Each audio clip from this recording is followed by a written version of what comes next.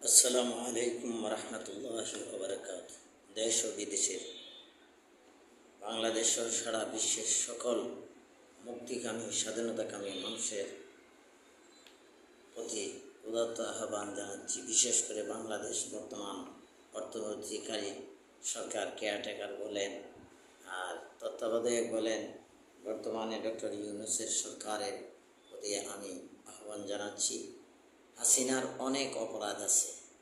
এই অপরাধগুলির মধ্যে সবচেয়ে বড় বড় অপরাধগুলির বিচার অবশ্যই এই বাংলার জমিনে হতে হবে। হাসিনা বিশেষ করে 28 অক্টোবর 2006 সালে লগি বইটার তাণ্ডব চালিয়েছিল, লাশের উপর নৃত্য করেছিল। এরপরে সর্বশেষে হাসিনা পিলখানা হত্যাকাণ্ড সংগঠিত করেছে হাসিনাই।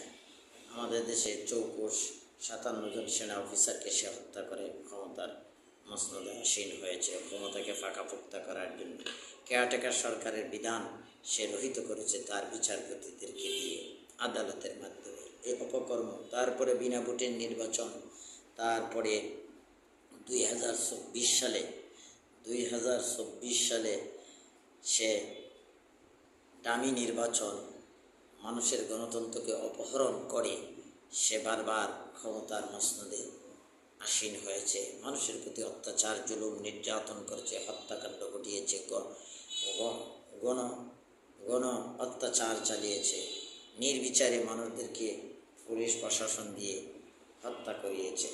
তারপরে হাসিনায় সর্বশেষে এদেশের প্রখ্যাত আলেমে দ্বীন, মুফাসসিরে কোরআন, আন্তর্জাতিক খ্যাতিসম্পন্ন একজন মহান ব্যক্তিত্বকে একজন আলেমকে সারা বিশ্বে যাকে পরিচিত, তাকে চিনে, তাকে হসপিটালে এনে মাওলানা দেলোয়ার হোসেন সাঈদীকে হত্যা করিয়েছে, ক্লিনিক্যাল ডেথ করেছে। ওই কুলাঙ্গার মোস্তফা জামান নামে এক ডাক্তার দিয়ে সেই কাজটি করিয়েছে। তাকে গ্রেপ্তার করলেই হাসিনার বিচারের ফয়সালা হয়ে যাবে। আলাইহিসসাল্লাহু বিআহকামিল হাকিমিন, আল্লাহ হচ্ছেন শ্রেষ্ঠ বিচারকদের বিচারক। অতএব বিচার আপনাকে করতেই হবে। এই বাংলার জমিনে তার বিচার হতে হবে। পরিশেষে আমি বলতে চাই, এই যে 5ই আগস্ট থেকে ধরে এর আগে প্রায় দীর্ঘ 2 মাস ছাত্র জনতা যে আন্দোলন করেছে, আন্দোলনের মাধ্যমে বাংলাদেশ দ্বিতীয়বার আবার স্বাধীন হয়েছে। 1971 সালে দেশ স্বাধীন হয়েছিল জিয়াউর রহমানের নেতৃত্বে। বাংলাদেশ স্বাধীন হয়েছিল আপামর জনতা, তার নেতৃত্বে, এমএজি ওসমানীর নেতৃত্বে এদেশের মানুষ মুক্তিযুদ্ধ করেছিল। শেখ মুজিবুর রহমান সাহেব স্বাধীনতার ঘোষণা না দিয়েই উনি স্বেচ্ছায় কারাবরণ করেছিলেন পাকিস্তানিদের কাছে। তখন যেভাবে বাংলাদেশের মানুষদেরকে শেখ মুজিব ফেলে চলে গিয়েছিল পাকিস্তানে, এখনও বাংলাদেশের বিশেষ করে আওয়ামী লীগের কর্মী, সমর্থক, নেতা, নেত্রী ফেলে হাসিনা পালিয়ে গেছে ভারতে। তার কর্মীর কি অবস্থা হবে? কে এখন তার নেতৃত্ব দেবে? এদেশে হাসিনার গোষ্ঠীটাই, এই লীগের গোষ্ঠীটা, এই জঙ্গিবাদী সংগঠনকে নিষিদ্ধ করতে হবে। এই গোষ্ঠীটা বারবার এদেশের মানুষের সাথে ভিকটিম করেছে। এদেশের মানুষের স্বাধীনতার সার্বভৌমত্বকে নিয়ে ছিনিমিনি খেলেছে। তার বাপে 25 বছরের গোলামি চুক্তি করেছিল। সে কত বছরের চুক্তি করেছে এখনও প্রকাশ হয় নাই। এখন নতুন সরকার এটা প্রকাশ করবে এবং তার বিচার করবে। মেগা প্রজেক্টের নামে সে অনেক দুর্নীতি করেছে, এই দুর্নীতির বিচার করতে হবে।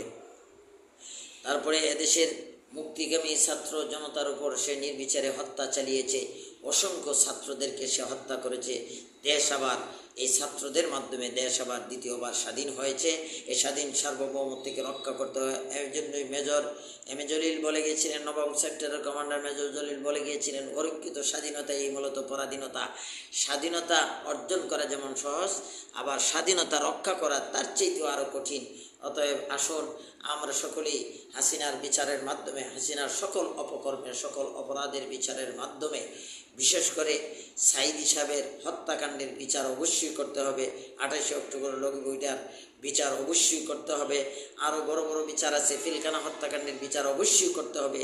এই বিচারের মাধ্যমে এই জাতিকে কল্যাণমূলক একটি রাষ্ট্র উপহার দিবে।